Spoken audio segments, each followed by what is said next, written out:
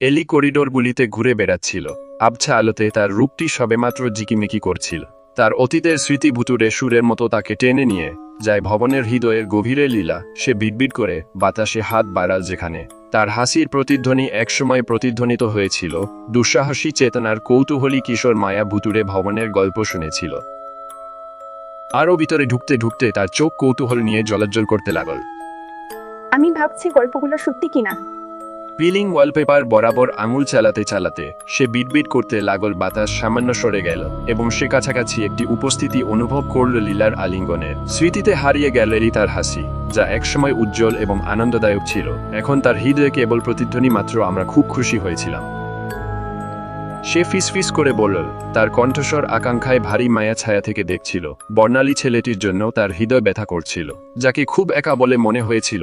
মায়া সাগ্রহে ডায়েরিটা খুলে এলি আর লীলার নিষিদ্ধ প্রেমের করুণ কাহিনী উন্মোচন করল। নিয়তির কাছে ছিন্নভিন্ন। সে বুঝতে পারল